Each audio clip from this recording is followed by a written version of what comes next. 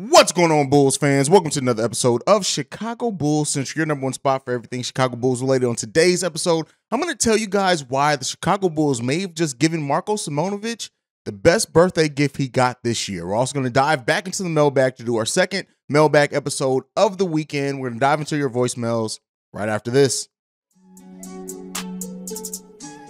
You are now tuned in to Chicago Bulls Central, your number one place for all Chicago Bulls news and content.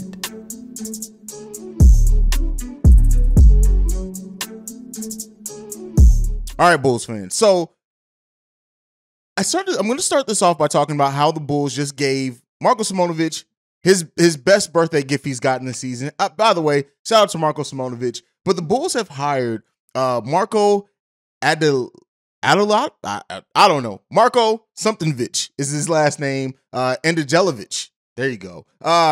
He's been named at one of the assistant coaches of the Windy City Bulls. Now, he's been a skills and player development coach over in Europe. He's trained a lot of the international players that are in the NBA right now. And so why that's important and why I say that's one of the biggest gifts that Marko Simonovic has gotten, his birthday was yesterday, is that is the trainer that they hired, the new guy that they're bringing in as the assistant coach, the fact that he specializes in developing players, developing skills, and he's worked only with European players, he's going to know how to get through to Marko. He's going to bring out some things to Marko. He's going to challenge Marko. So while I had been of the mind that Marko Simonovic possibly going down to the Windy City Bulls, which we still don't know is going to happen for sure, that I didn't think it was likely because I didn't think he had anything else to learn from the G League. Now, considering he's not going to get minutes, if he does go back down to the G League, if he spends most of his season down there in the Windy City Bulls, that means he's going to be traveling. He's going to be being coached by. He's going to be everything night in and night out is going to be worked with this trainer who has trained some of the better players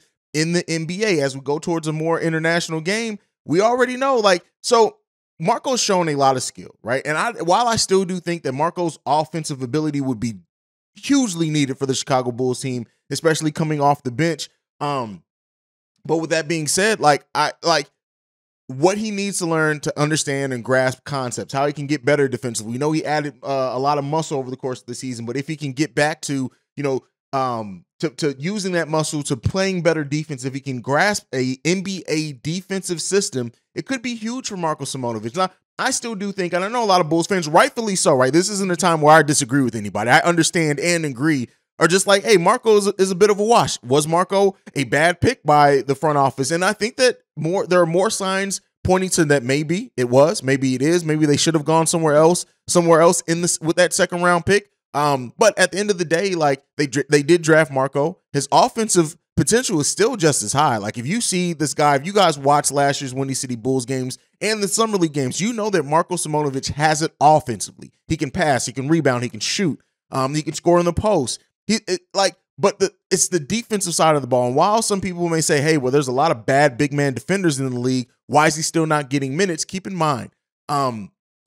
being a bad one-on-one defender is different from grasping the team concepts defensively. And I think even last season we saw Vooch at times not have a good grasp of the defensive system. It seems like he does better this season, but if you aren't a good one-on-one defender, you have to grasp that system. I think that's one of the things that Alize Johnson had hurt him. While he had a lot of energy last season for the Bulls when he started off, he didn't grasp the system. And I think that may be what's hurting Marko. Maybe being down there when one of the premier trainers over in Europe could help him a lot. We'll see. It's still more than likely that Marko is going to be a big zero for the Chicago Bulls, but I do think that they made a good decision, not only for Marko, but when you look at the Bulls and how it does seem like they are truly using their G League affiliate as a developmental system and to bring in players that, while more than likely not, aren't going to ever be rotational players for them. They're bringing in players with some talent that if they need to call up, if they can develop the next, like Alex Caruso. Justin Lewis is also going to benefit from this because we know he's still down there working out with the Windy City Bulls. He's still going to be in this organization.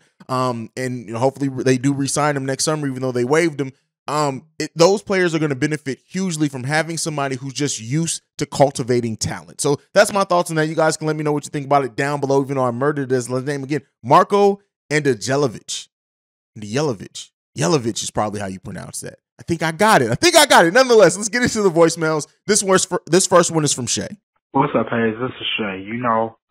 I've been thinking, and you probably don't get this message when the season starts, but if Ayo DeSumo outperforms performs, and this is his contract season, have you ever thought that maybe he just might be Lonzo Ball's permanent replacement? Now, look, I know he doesn't bring a lot of things that Lonzo Ball brings, but let's think about it. The man is hungry. He reformed his body, and this is just his second year compared to, Lonzo Ball, his second year. He was kind of going through ups and downs, and then he ended up getting traded. I think his third or fourth.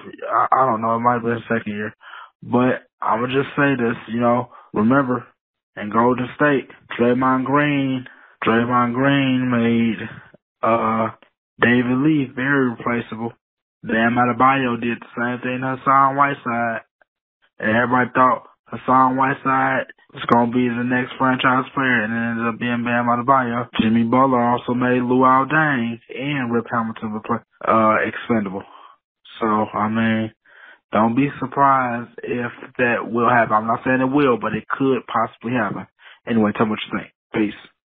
All right, so Shay loves using this comparison to Jimmy Butler, to David Lee, and this is like his third time now using the same comparison.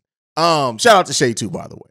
But I've said this before. I've been very vocal on this. I'm not somebody who thinks that the starting position isn't still going to be marked for Lonzo. I do think that there's a chance that Lonzo does not start a game this NBA season. I do think that when he comes back in January, depending on how long it takes him to get back in groove and things, like being out of basketball for a calendar year, is going to be it's hard. It's tough to do. So I do believe that they're going to bring Lonzo still back off the bench initially anyway, depending on how close his return is to the playoffs and how this team has worked so far to the season up until that point. If they build a lot of great chemistry in that starting lineup, I don't know if Billy Donovan disrupts that. Now, I still do think that then by the following next season, Lonzo's still going to be our starting point guard.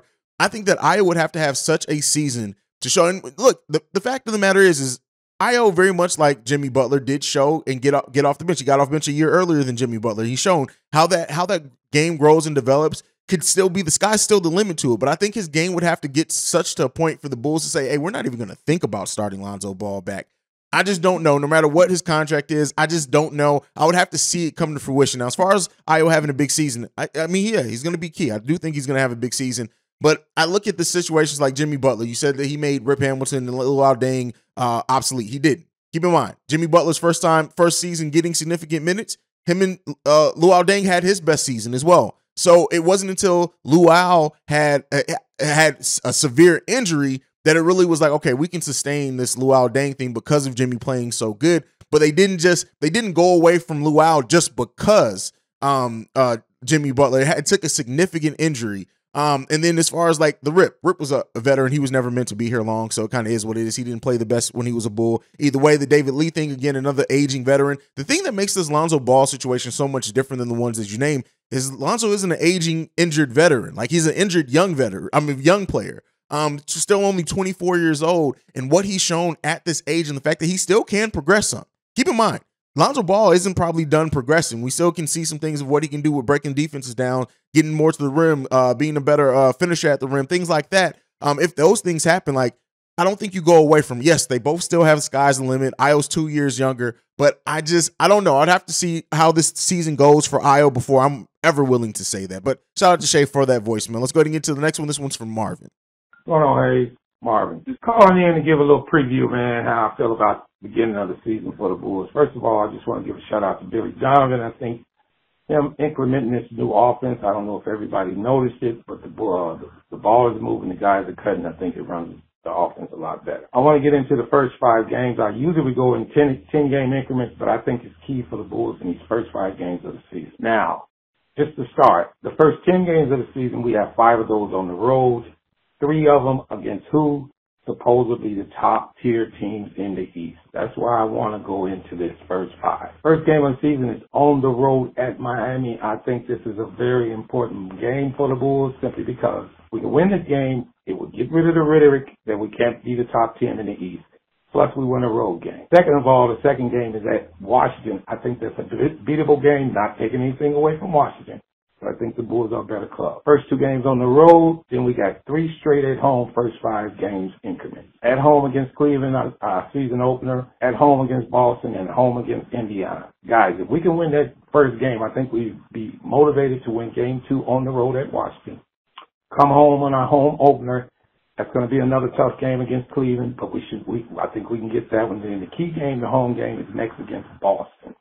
We win that game and then win that last game at home against Indiana. We start off 5-0. We also have beaten 3 of the top tier teams in the East. I think that'll get rid of all of that rhetoric. Now, if we go 4-1, I'm not too upset. If we go 3-2, I'm okay with it. But if we go 2-3 on this first 5, guys, I think that's a little concerning. But I don't think we would do it. Now, I mentioned the top 10. The next 5 games is at San Antonio, Philly, Brooklyn, Charlotte, and then at Boston again. Remember, I said we had 5 of the top tier teams on the first 10 games. If we can win 2 to 3 of those top tier teams, I think that'll be out of the way. Start off the season at 7-3, 6-4, 8-2. I think we'd be okay. Also, I don't know if you guys have noticed, but the Bulls are running a high pick and roll and then pinning a man with Patrick Williams. That's how he got the dunks in the last game. Keep your eye on that, guys. They're running a sweet set on that, and he's pinning his man going towards the lane, and it's hard for the defense to even deal with it. So Billy's incorporated a couple new things in his offense. Motion for one, player movement, and cutting without the ball. Hopefully we can keep this up, keep it alive until Lonzo get back. I think the Bulls will be okay. Give me your thoughts on that, guys, and peace. Looking forward to hearing from you. Peace out.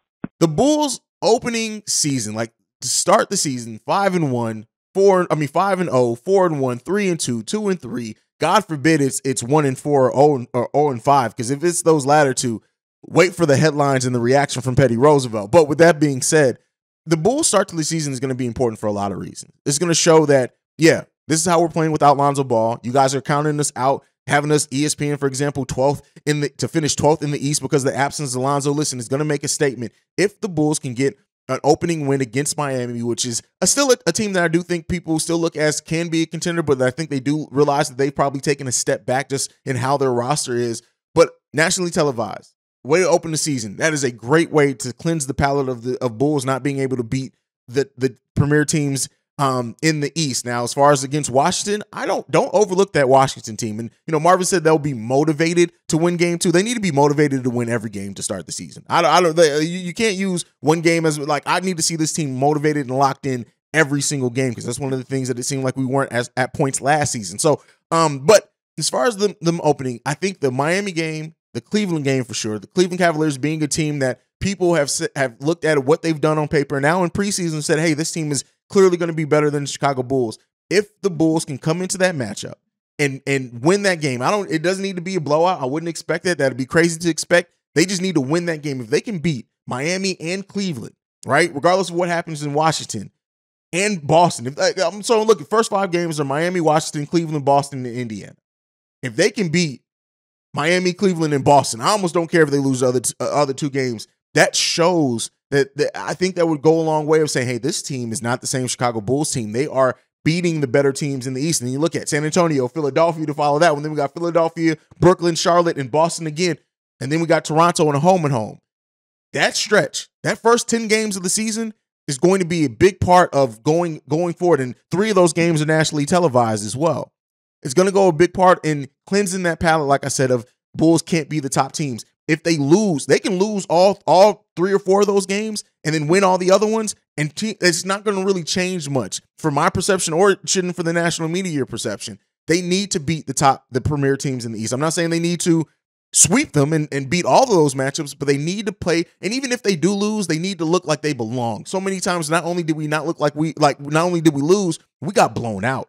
Those type of things. We need to play those teams tougher, get the wins where we can for sure. And I think the start of the season is going to go a long way in telling us where this Bulls team, at least right now, they will progress and get better some over the season, but where they are. So I agree with Marvin for the most part there. But Billy Donovan's new offense, right, to end that, I've talked about this a lot so far on this channel, the motion of it. I just want to see them stick to it when they face some adversity. I want to see them stick to that if they lost a couple of games on back-to-backs. I want to see them stick to that and not devolve back into it's either Zach or DeMar. If they can keep that ball movement, the motion, the tempo, both in the first unit and the second unit. That's going to go big ways. And you know, talk a lot about the offensive new system. It seems like the defensive system has improved as well. When they rotate, there were times where they didn't rotate as quick, especially in the last 2 preseason games. But if they focus, they get into the rotations quickly. This is a team that can switch a lot. And if they use that to their benefit, then it's going to really transform the offense and the defense of the NBA. I mean, of the Chicago Bulls. So let's hope that we see that over the course of that first 5 games, but even further, those first 10.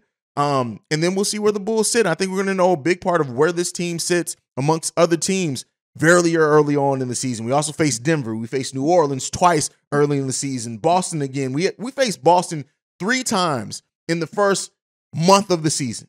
Keep in mind, we only played them 4 times, I think, this year. Maybe it's only 3 times this season. Then we got Milwaukee. So we're going to face a lot of the good teams in the NBA all before December. So we're going to know where we sit very early on. All right, let's get into this next voicemail. This one is from 8 Lives. What's going on, hey? This is 8 Lives back with another one. As far as the person that I think that's going to shine the most this year, I think that it's going to be Ayo Dosunmu. I also think that our team will benefit the most out of Ayo having a breakout season because if you look at the way that the media judge the Bulls right now, they kind of judge the Bulls off the fact that Lonzo Ball is hurt. So Ayo is like the one on our team who could, get the close to doing what it is that Lonzo usually do. I mean, the main thing that I think that helped Ayo was the Boston Celtics series last year. I think that had a lot to do with his uptick this year. And the best thing that I think he learned from that is not hesitating and not being worried about any other players playing that good of a team in the playoffs. He's coming this year knowing, he don't have to play with no hesitation. And I think that's what's going to work out the best. Ayo, he got the IQ, he got a good game IQ, he got the passes, he got the nick for getting the ball with a lot of deflections, a lot of steals. He do a lot of stuff that Alonzo do, but I think that the wisdom, the wisdom that he have carried from last year is what's really gonna help him because Ayo has always been somebody who, somebody might think that he don't run the point good, even if you think that he know what it feels like to have a team where the offense goes through him. So this is not going to be, far-fetched when you do see the uptick in this game because he was already doing this in Illinois, running the whole team. So I think that's who's going to benefit the most.